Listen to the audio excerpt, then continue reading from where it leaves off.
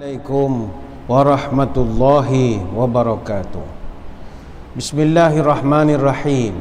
Alhamdulillahi rabbil alamin. Wassalatu wassalamu ala asyrafil anbiya'i wal mursalin wa ala alihi wa sahbihi ajma'in. Allahumma akhrijna min zulumatil wahmi wa akrimna binuril fahmi waftah alaina bima'rifatika wasahal lana abwaba fadlika ya arhamar rahimin, amma ba'du. Yang dihormati para pegawai dan para sukarelawan Masjid Negeri Sultan Ahmad I, tuan-tuan guru, para alim ulama, para habaib, muslimin muslimat, hadirin hadirat, tuan-tuan puan-puan, mudah-mudahan dirahmati Allah sekalian. Syukur kehadrat ilahi, dengan izinnya pada malam ini kita telah pun memasuki tarikh 24 Zulqa'dah. Maka insya-Allah pada hari Selasa depan masuklah kita ke bulan yang baru, iaitu bulan Zulhijjah. Maka inilah yang akan kita bincangkan pada malam ini, tentang keutamaan 10 hari pertama pada bulan Zulhijjah. Apa makna bulan Zulhijjah? Dalam bahasa Arab, Zulhijjah ini terdiri dari dua perkataan, iaitu Zul dan juga Hijjah. Zul maknanya tuan punya, Hijjah maknanya haji. Maka bulan Zulhijjah adalah bulan kepunyaan orang-orang yang menunaikan haji. Seperti kita maklum, Zulhijjah ini bulan paling bongsu dalam susunan bulan-bulan Islam. Muharram, Safar, Rabiul Awal, Rabiul Akhir, Jamadil Awal, Jamadil Akhir, Rejab, Sya'ban, Ramadan, Syawal, Zulqa'dah dan juga Zulhijjah. Dan bulan Zulhijjah ini tak ramai orang perasan, ianya adalah salah satu daripada bulan yang dimuliakan. Dia ada 3 bulan yang mendapat kemuliaan daripada Allah. Pertama bulan Muharram, yang kedua bulan Ramadan, yang ketiga bulan Zulhijjah.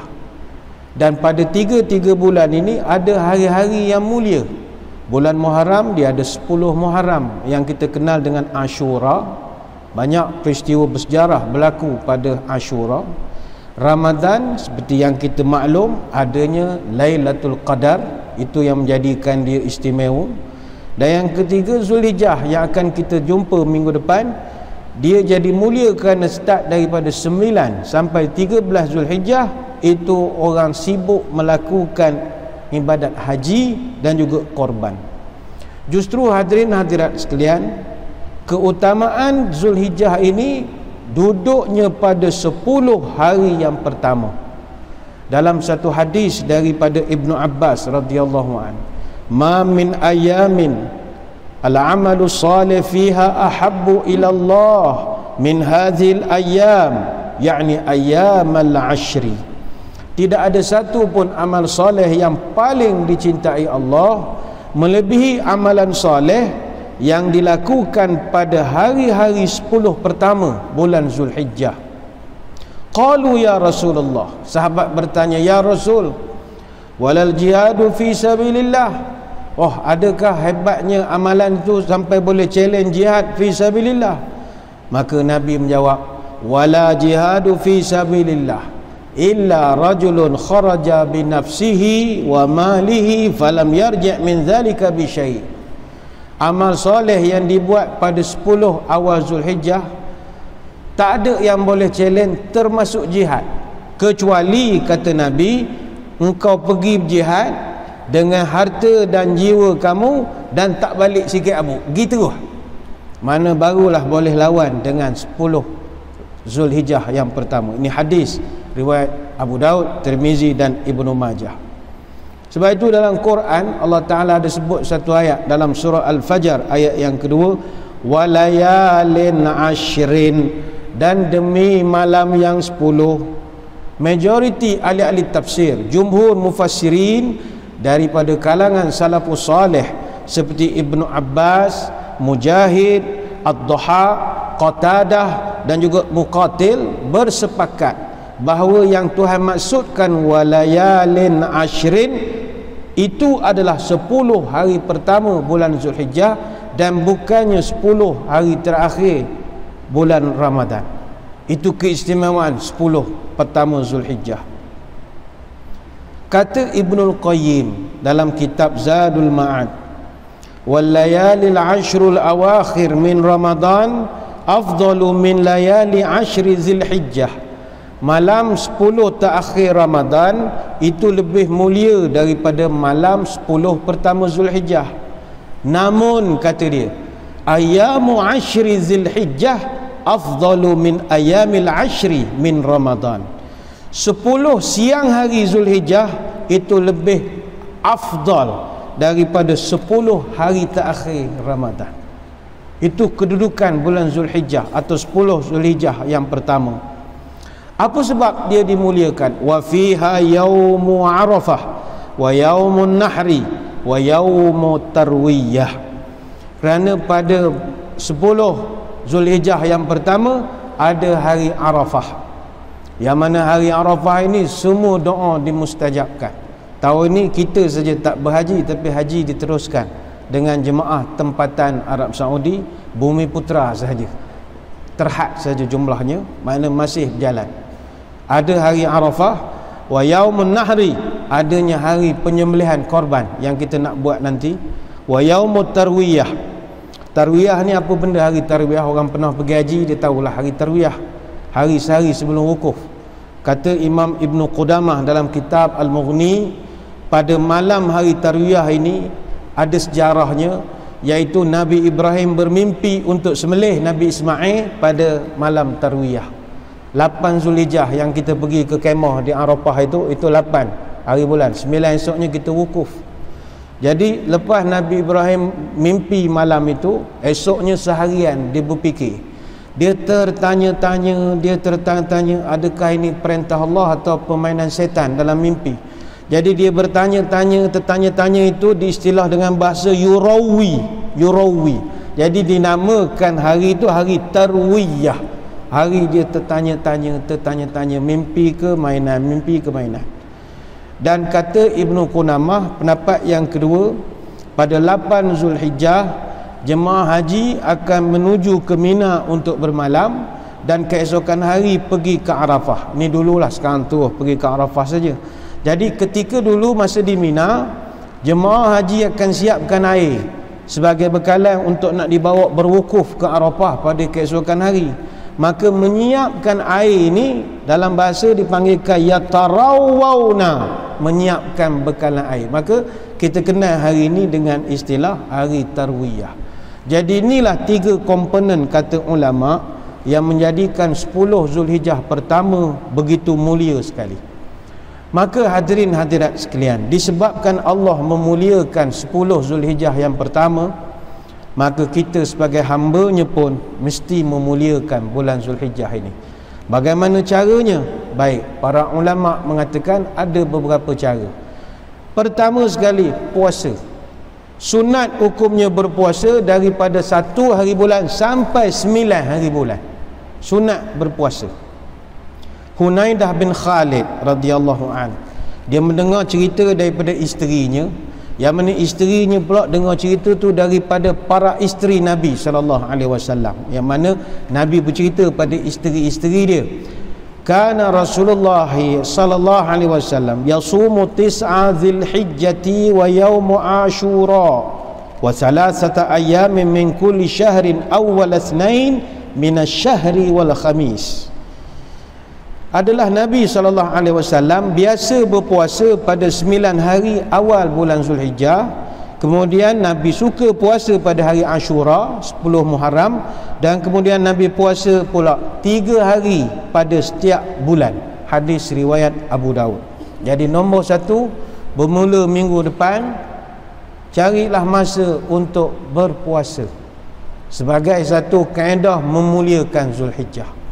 Yang kedua kata ulama adalah berzikir.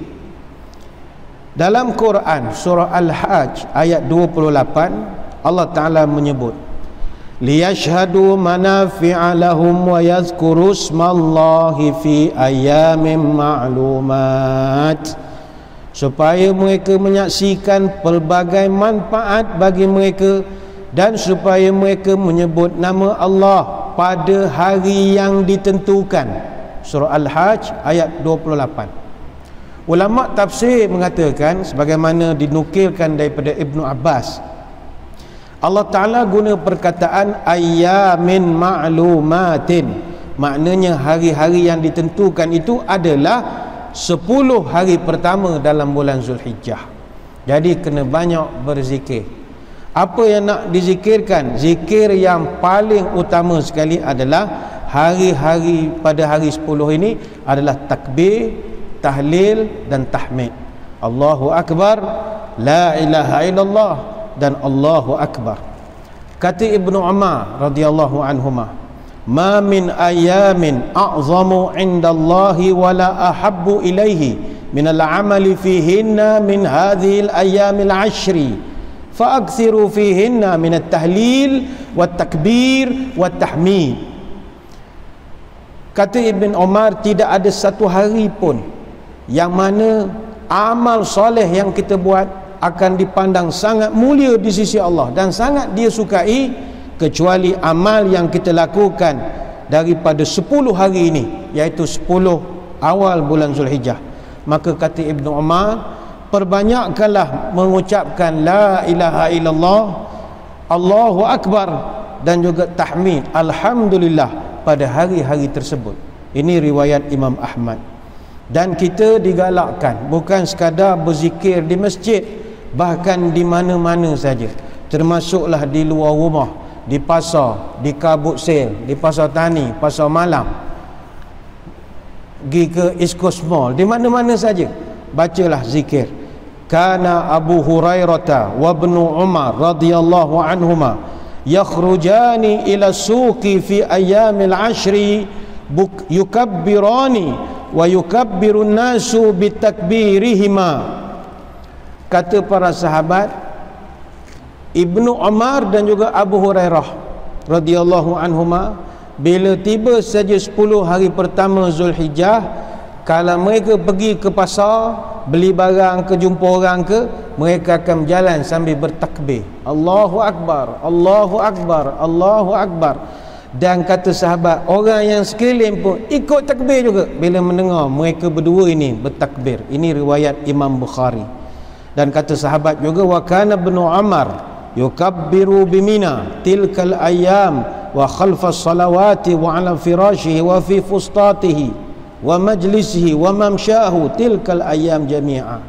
Kata sahabat, Ibnu Umar bukan sekadar dia bertakbir di pasar di mana-mana, tapi dia juga bertakbir lepas sembahyang, dia bertakbir.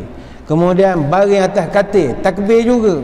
Kemudian duduk dalam kemah pun takbir juga. Sambil berehat dia takbir juga. Majlis orang dia pergi takbir juga. Di mana-mana saja Ibnu Umar bertakbir. Dan tuan-tuan, bila sebut Ibnu Umar, kena ingat dia ni fotostat Nabi 100%. Dialah sahabat yang paling fotostat sifat Nabi. Nabi jalan ketawa pun dia pun buat begitu.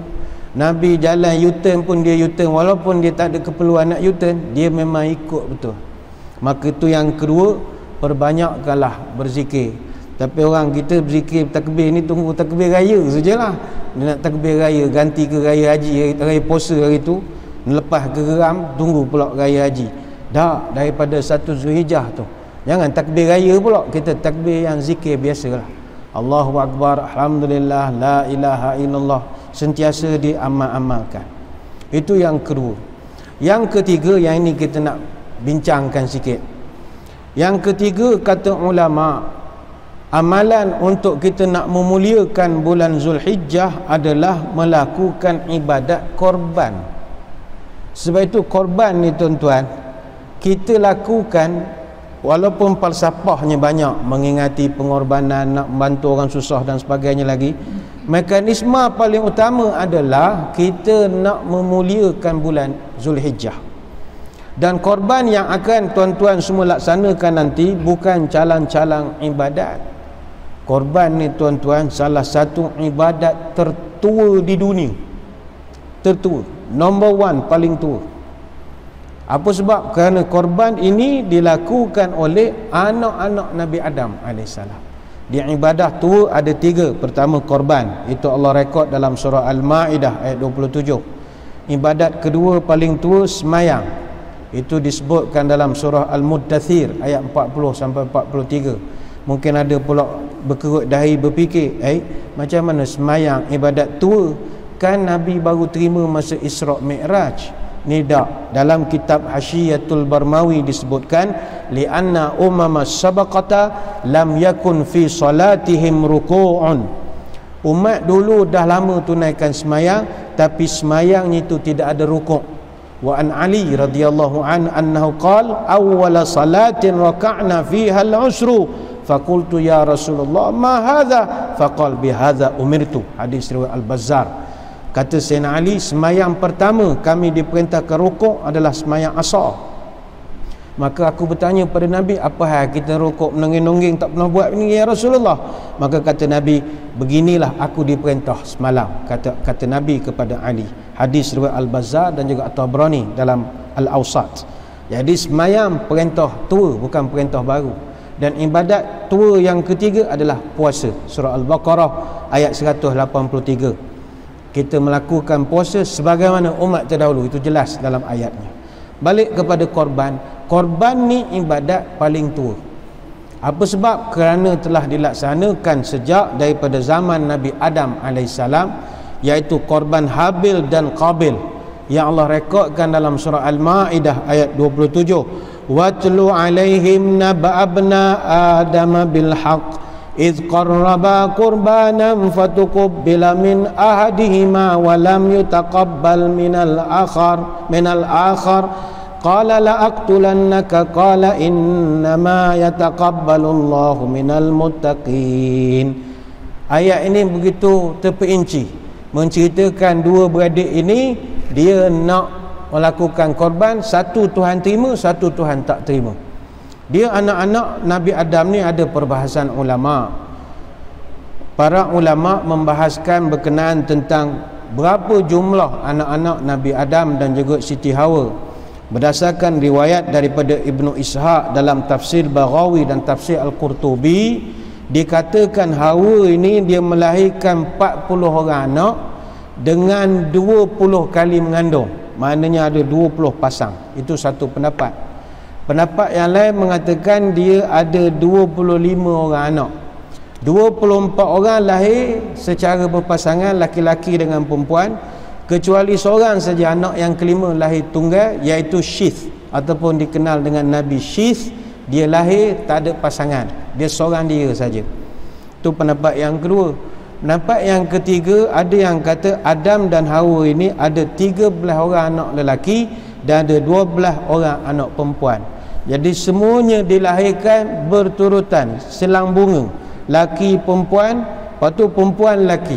Laki perempuan, perempuan laki. Laki perempuan, perempuan laki, dan begitulah seterusnya.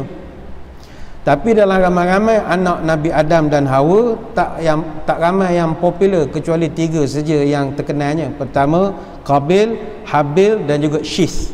Yang ini bukan orang Islam saja, orang Yahudi, Kristian pun kenal. Habil dia panggil Abel. Kalau Qabil dia panggil Cain, C-A-I-N. Kalau Nabi Syith dia panggil Seth, S-E-T-H. Jadi Syith lahir selepas pada Habil meninggal. Jadi Qabil dia lahir dulu, Habil mati dulu. Itu susunan dia. Jadi kembar kepada Qabil namanya Iklima. Dalam kitab, setengah kitab sebut Kalmana. Kembar Habil nama Labuda, setengah kitab sebut Balbira, ada juga sebut namanya Azura. Gantailah, apa-apa pun boleh belaka. Ketika Nabi Adam hendak menikahkan Habil dengan Iklima, mana Qabil dengan Labuda, maka Qabil protes sebab kembar kepada si Habil yang nama Labuda huduh, tak comel. Jadi dia nak kahwin dengan kembar dia sendiri yang nama Iklima, sebab Iklima ni cantik. Jadi Nabi Adam tak berilah, mana boleh, awak kena silam, mana boleh kahwin sekali. Jadi solusinya berdasarkan wahyu daripada Allah, Nabi Adam telah memerintahkan kedua-dua anaknya buat korban. Siapa yang diterima korban, maka dialah berhak kahwin dengan kembar si Qabil ini. Jadi Qabil ni dia petani, dia seorang petani, farmer, crop farmer. Jadi dia buat gandum. Jadi dia buat korban seikat gandum. Dan gandum yang dikorban tu gandum biasa-biasa je, bukan hak lawa-lawa pun, buat syarat saja. Adapun Habil ni dia penternak kambing, shepherd. Dia banyak kambing dan dia korbankan kambing paling gemuk sekali. Jadi setelah korban tu dipersembahkan, dalam tafsir disebut Allah turunkan api warna putih. Dengan izin Allah, api itu bawa korban Habil, ambil korban Habil sebagai tanda bahawa korban Habil diterima dan dia tak ambil pun korban daripada Qabil. Jadi apabila korban tidak diterima, Qabil pun marah. Jadi dia mengancam untuk nak bunuh Habil. Dia tetap tak ingin Habil nikah dengan kembar dia. Dia takkan bagi. Ini bukan cerita dongeng, tak, direkodkan dalam Quran. Surah Al-Ma'idah ayat 27, watlu alaihim naba abna adam bil haq. Ceritakanlah tentang kisah anak-anak Nabi Adam sebenarnya, kata Allah Taala. Jadi Habil ni bila si Qabil nak bunuh dia, dia tak melawan. Dia tak melawan pun. Awak nak bunuh kawan, tak apalah. Dia serah diri dia tak melawan. Dia hanya kata, la in basatta ilayya yadaka litaqtulani ma ana bibasitin yadiya ilaika la aqtulaka inni akhafullaha rabbal alamin. Kalau kamu betul-betul nak membunuh aku takkan gerakkan tangan aku untuk membunuhmu, sebab aku takut pada Allah, Tuhan sekalian alam. Inni uridu an tabu'a bi ithmi wa ithmika fatakuna min ashabin nari wa zalika jazaa'ul zalimin. Sesungguhnya aku ingin agar kamu kembali dengan membawa dosa pembunuhan ini dan dosa kamu sendiri yang lain, maka kamu akan jadi penghuni neraka dan itulah balasan bagi orang yang zalim. Surah Al-Ma'idah ayat 28 sampai 29. Tapi penghujungnya Habil mati jugalah, dibunuh oleh adik-beradik dia sendiri. Lepas itu kalau ngikut pahaman Syiah, makam Habil ini masih ada. Ini orang Syiah dia kajilah. Makam Habil ini ada di Masjid Nabi Habil. Dia mengatakan Habil ni Nabi. Makam Nabi Habil di Wadi Barada Zabadani, dekat dengan sebelah barat pergunungan di Damsyik. Itulah lebih kurangnya. Maka korban ini sejak pada zaman Nabi Adam alaihissalam. Begitu juga kata ulama, begitu tuanya amalan korban ini, zaman Nabi Nuh pun juga dilaksanakan korban. Begitu juga zaman Nabi Ibrahim alaihissalam. Asal syariat korban ini bermula dengan korban roti dulu. Ini syariat lain-lain, korban dengan roti. Lepas roti up sikit, korban anak lembu. Kemudian tukar naik kepada kambing, kemudian tukar naik pada biri-biri pula. Itu syariat di zaman Nabi Ibrahim. Kemudian pada zaman Nabi Musa, cara korban masih lagi jadikan satu amalan masyarakat ketika itu. Cuma ada setengah kitab menyebut zaman Nabi Musa cara korbannya agak aneh. Maknanya haiwan itu kita tak boleh bunuh untuk nak jadikan korban. Kita boleh ambil bahagian yang kita nak saja. Contoh kalau lembu nak sembelih rugi, ambil peha saja sebagai contoh. Ini contohlah. Jadi tinggallah 3 kaki je lembu. Tu ada setengah yang menceritakan begitu. Cuma memang baru-baru ini adalah National Geographic buat kajian di kawasan Giza di piramid Mesir, dan mereka jumpa satu tempat dipanggil Serapeum of Saqqara, satu kawasan pusat sembelihan yang begitu cantik sekali, yang pernah dibina pada zaman dinasti Firaun dahulu. Maka inilah yang nak kita laksanakan dalam 2 minggu lagi, ibadah korban. Kepada tuan-tuan yang ada rezeki lebih, ayo laksanakanlah ibadat korban. Kelebihan korban ini luar biasa sekali. Kata Aisyah radhiyallahu anha dalam satu hadis, ma amila ibnu adam yauman nahri amalan ahabba ila Allah azza wa jalla min ihraqatid dam. Tidak ada amalan yang paling Allah suka sekali kita lakukan pada hari raya adalah amalan mengalirkan darah, iaitu menyembelih korban. Wa innahu la ya'ti yaumal qiyamah biquruniha wa azlafiha wa asy'ariha. Sesungguhnya binatang korban akan datang pada hari kiamat cari tuan dia balik. Dan kalau dia bertanduk, dia datang dengan tanduk-tanduk dia sekali, dengan kuku-kuku dia sekali, dan dengan bulu-bulu dia sekali. Apa dia buat? Segala tanduk, kuku dan bulu ini akan diletakkan di atas timbangan neraca amal kita nanti, untuk nak bagi beratkan pahala kita. Wa inna ad-damma la yaqa'u min Allah azza wa jalla bimakanin qabla an yaqa'a 'ala al-ardi fatibu biha nafsan. Sesungguhnya darah binatang korban itu mendapat kedudukan di sisi Allah di satu tempat yang sangat tinggi, begitu mulia, sebelum dia jatuh ke atas muka bumi. Oleh itu, ikhlaskanlah hati ketika berkorban. Hadis riwayat Imam Tirmizi. Dia tuan-tuan, hukum korban ni dia tidak wajib, tapi sunat muakkad alal kifayah. Maknanya siapa yang meninggalkan tanpa sebab yang munasabah, makruh hukumnya. Kepada orang yang mampu, tinggal tanpa sebab, makruh. Sampai Nabi dalam satu hadis pernah sebut, man wajada sa'atan falam yudahi fala yaqrabanna musallana. Siapa-siapa yang ada rezeki lebih tapi tak ndak, saja tak ndak buat korban, jangan datang masjid aku, kata Nabi. Oh, zaman tu ada SOP juga lah, agak tak boleh masuk masa itu. Awak tak buat korban tanpa sebab, kecuali awak susah. Itu hadis riwayat Imam Ahmad. Sebab itu dalam kitab-kitab fiqh, misalnya kitab Iqna' mengatakan, apabila seorang Muslim dia ada 3 syarat, sunat muakkad lah dia melakukan korban. Pertama, dia balik, cerdik, mana berakal. Yang kedua, merdeka. Yang ketiga, mampu. Bila ada 3 perkara ini awak tidak buat, maka awak seolah-olah menafikan atau nak mengatakan benda ini tidak mustahab. Tentang apa masalah kemampuan ini bergantung kepada kita lah. Macam kita sekarang ni mungkin ada orang yang tengah susah, ada orang yang selepas pada PKP ni ekonomi tak berapa stabil, itu cerita lain. Tapi kalau ada orang yang tetap saja ekonominya bagus, dalam kitab Iqna' menyebut dimakruhkan meninggalkan ibadat korban bagi orang yang sudah ada 4 syarat yang dinyatakan tadi, makruh. Cuma pada kesempatan ini, mana yang sempat kita ceritalah, korban ni tuan-tuan sekalian, kita mesti laksanakan ikut syariat. Ikut syariat, ikut SOP itu satu cerita, kena ikut syariat. Sebab ulama menyatakan al-udhiyah ismu ma yuzbahu minan na'mi yaumal 'idin nahri wa ayyamil tasyriq taqarruban ila Allah. Itu syarat dia. Korban ini kata ulama mesti berlaku ismu ma yuzbah, mesti ada penyembelihan, mesti ada pertumpahan darah.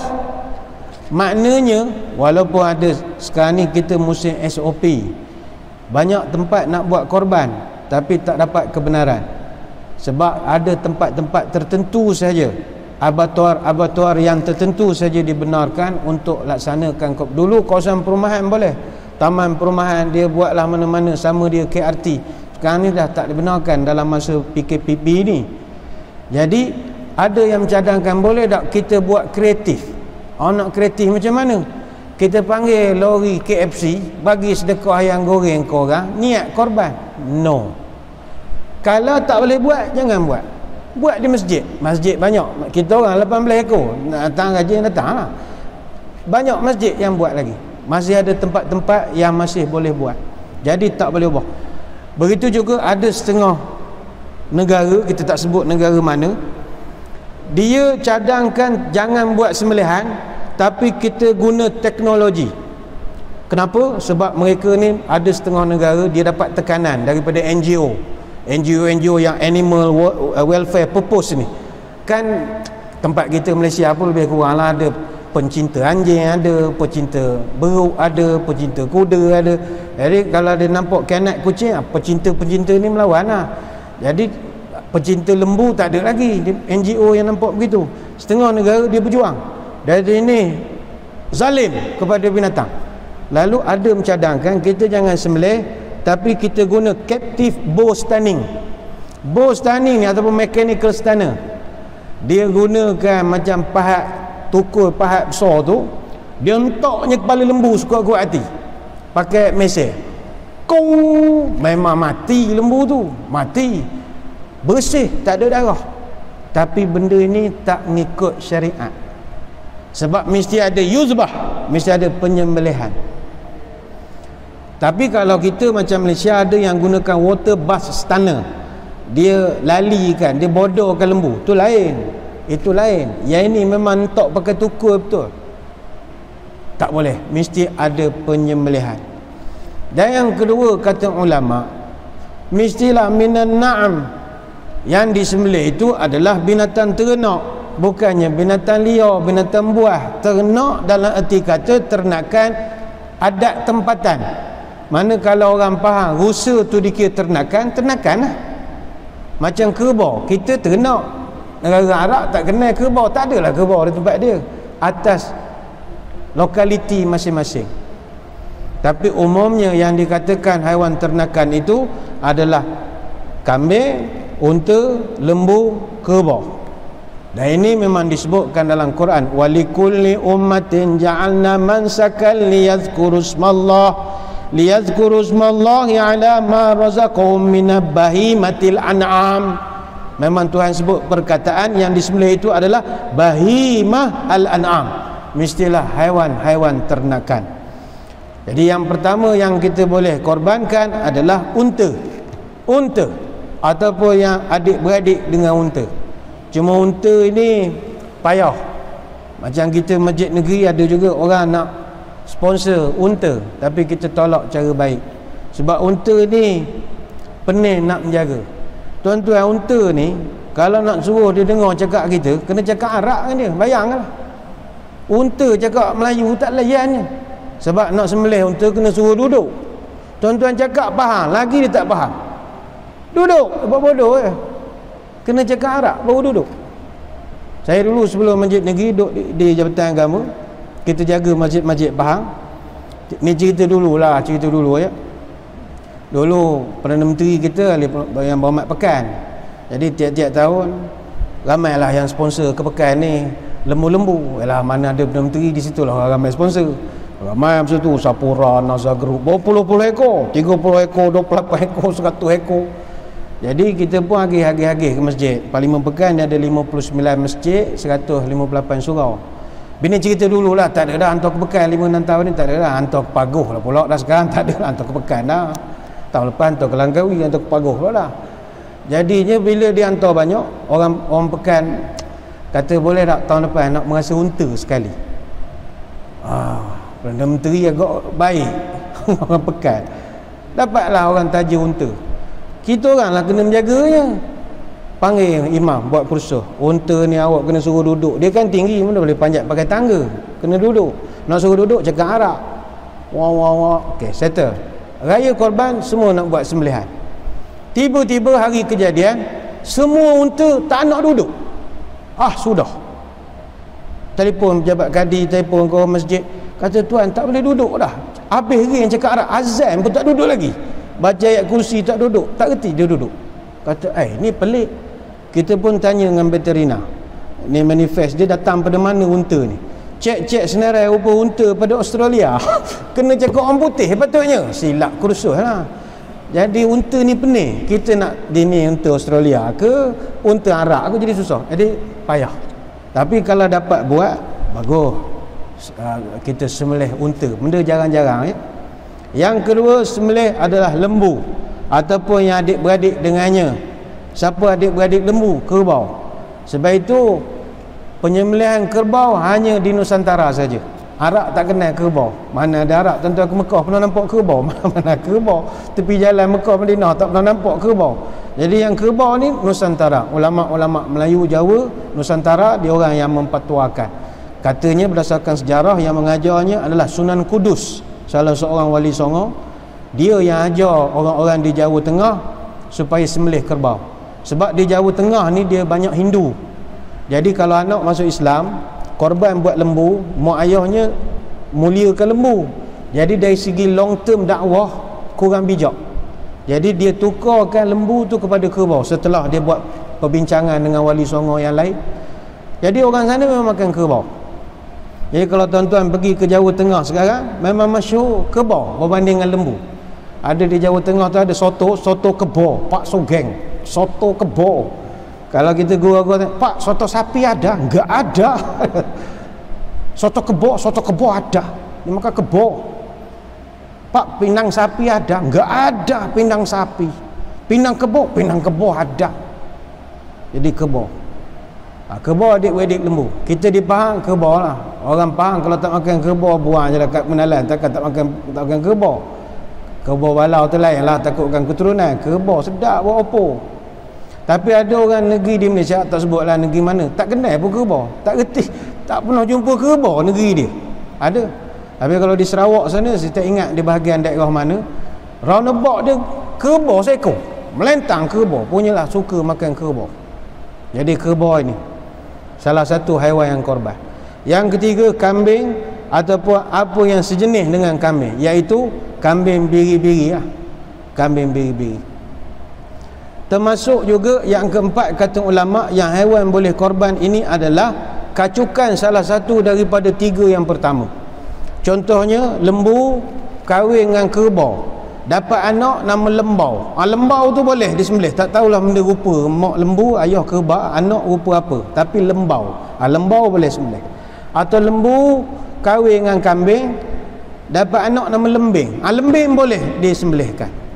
Tapi kalau lembu kahwin dengan ayam ke apa, itu tak boleh, sebab dia tak masuk dalam spek kita. Sebab ayam kaki 2, dia nak kaki 4. Cuma kesempatan ringkas ini ya, kita buat korban ada seminggu 2 lagi, sempat lagi tuan-tuan. Kita ni untuk orang nak dapat pahala lebih. Kita jangan orang keluar iklan main bayar je.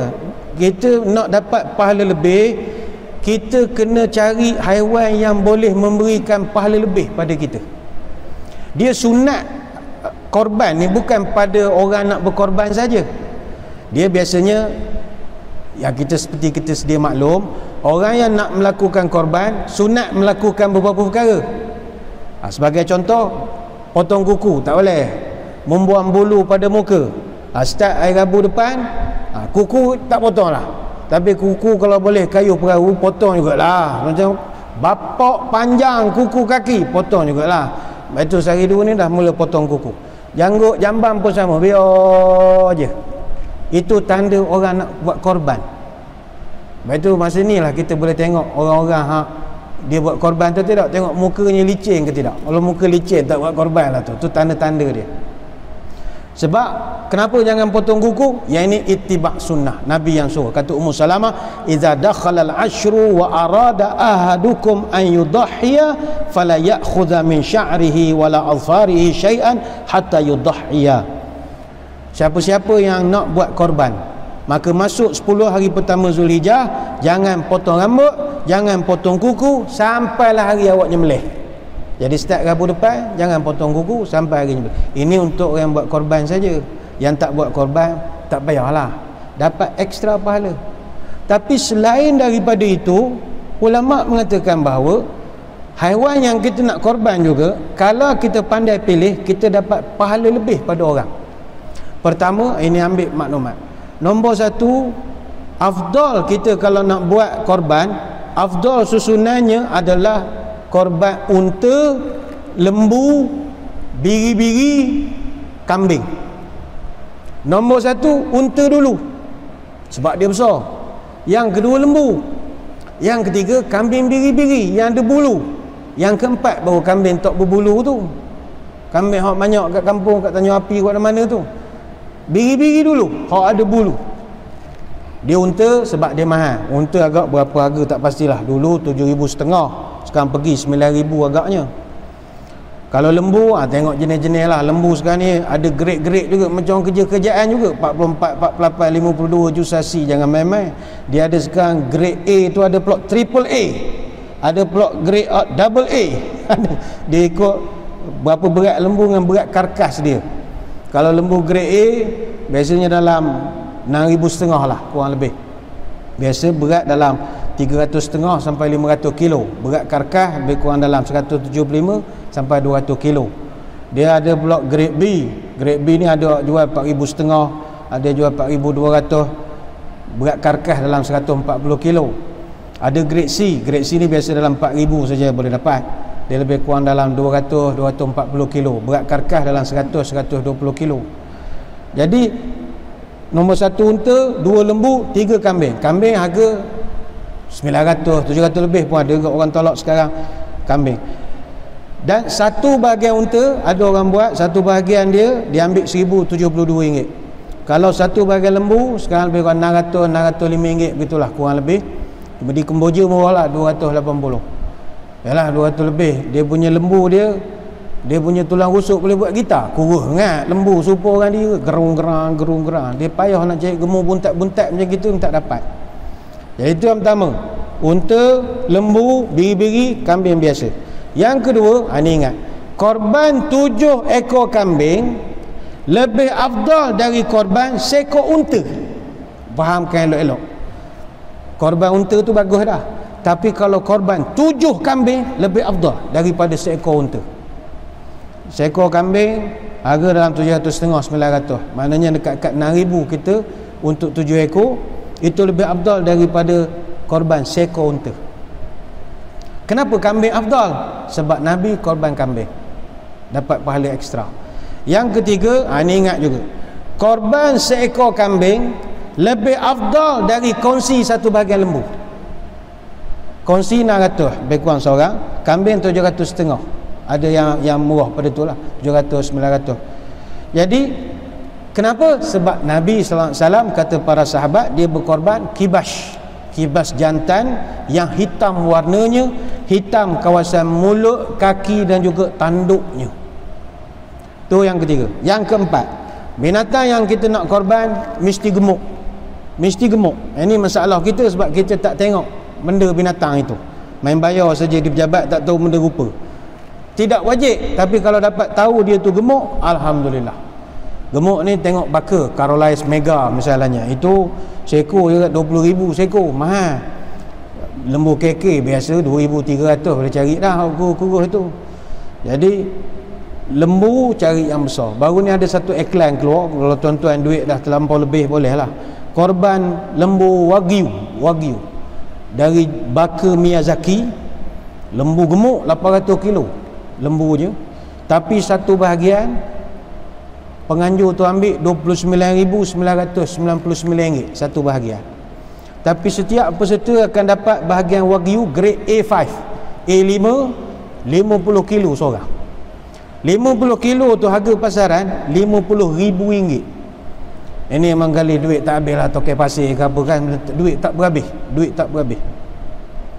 Jadi pilihlah lembu-lembu, kambing yang gemuk-gemuk, pahala kita dapat lebih.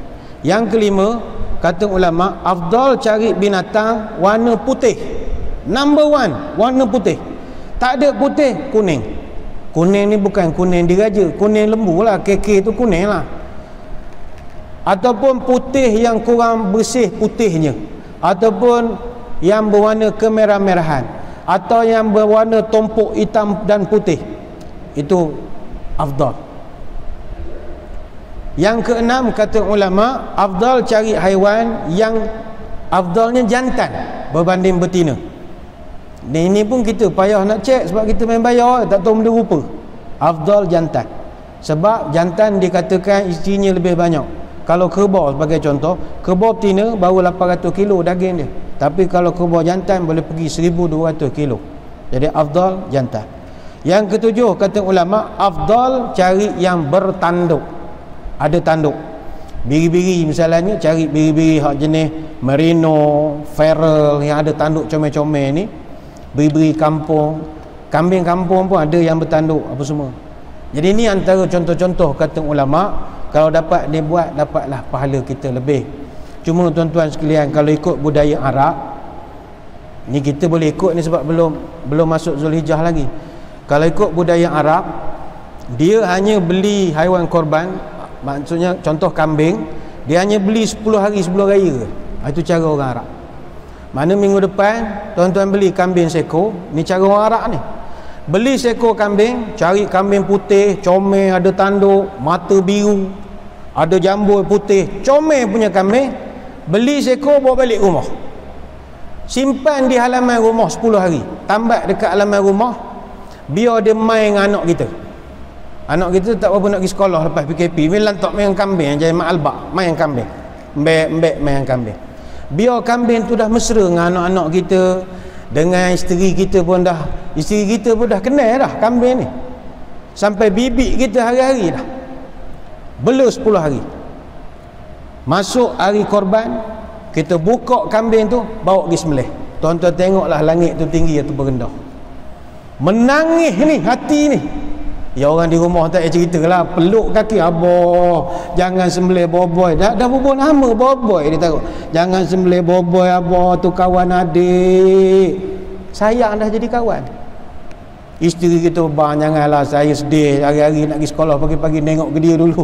Ni tak ada dah mandang dia resok. Nangis isteri kita. Bibik tak cerita dia hari-hari duduk di rumah. Ya pak, jangan pak, saya bayarin enggak apa-apa. Sayang tu di kambing tu. Kita pun sayang. Ambil bawa pergi sembelih di masjid. Dalam perjalanan cakap, dalam menangis cakap, kambing, aku belengkar macam anak aku sendiri. Aku tatang kau bagai minyak yang penuh. Aku bawa ke rumah, aku muliakan, aku mandi, beri makan. Tapi hari ni aku nak buat korban. Aku nak tunjuk pada Tuhan, aku sanggup korban benda aku paling sayang sekali. Masa itulah kita baru faham. Inilah perasaan Nabi Ibrahim AS semasa nak sembelih anak dia. Kita tiap bilang tahun buat korban, mana ada menangis. Sebab tak kenal pun mana lembu kita. Jadi tuan-tuan, kalau ada rezeki lebih, beli kambing seekor, toklah halaman rumah. Yang kebor KMPK dia marah. Bela-bela lembu besar sangat, kebor lagi lah tak boleh. Kambing okey, kambing hok cute-cute ni kebor lah haiwan peliharaan. Tok ni tu. Tapi mesti sembelih. Kalau tak sembelih komang. Sembelih kalau boleh sembelih sendiri. Mudah-mudahan apa yang kita bincangkan pada malam ini memberi manfaat kepada kita bersama. Banyak nak diterangkan, tapi musim-musim ni tak boleh lama-lama sangat berceramah. Sekadar itu, sebelum berpisah, marilah kita tutup pertemuan kita dengan sedikit doa. Moga majlis kita diberkati ilahi. A'udzubillahi minasyaitonirrajim. Bismillahirrahmanirrahim.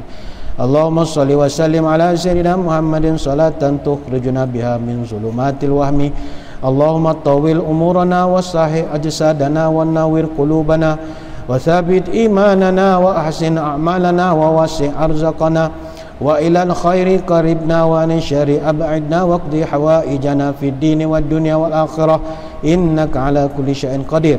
Ya Allah, panjangkanlah umur kami, sihatkanlah tubuh badan kami, terangkanlah hati kami, tetapkanlah iman kami, elokkanlah amalan kami, luaskanlah rezeki kami, dekatkanlah kami dengan kebaikan, jauhkanlah kami dari kejahatan, kabulkanlah segala doa kami, sama ada dalam urusan agama, dunia ataupun akhirat. Wassallallahu ala sayyidina Muhammadin wa ala alihi wa sahbihi wa baraka wasallam. Walhamdulillahi rabbil alamin. Wabillahi taufiq wal hidayah. Wassalamualaikum warahmatullahi wabarakatuh. Wallahu a'lam.